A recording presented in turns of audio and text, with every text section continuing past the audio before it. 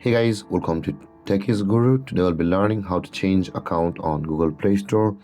And now let's dive right in. Now to change account on your Google Play Store, first open up your Play Store app on your phone. After opening your Play Store app, guys, on this interface at the top right corner of the screen, you can see your interface of you can see your profile picture icon available for us at the top right corner of the screen.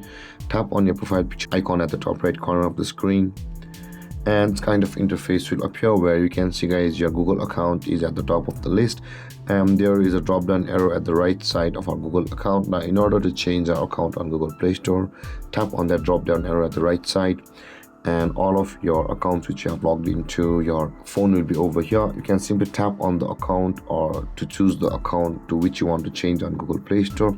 But guys, if you want to log into a new account on the Google Play Store, then do the current activities. Again, tap on the top right corner where there is a profile picture icon, and again tap on the drop down arrow at the right side of our email, guys.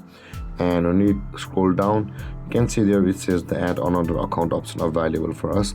Tap on add another account and go through the necessary verification, and let's tap on the Google again and let's verify ourselves.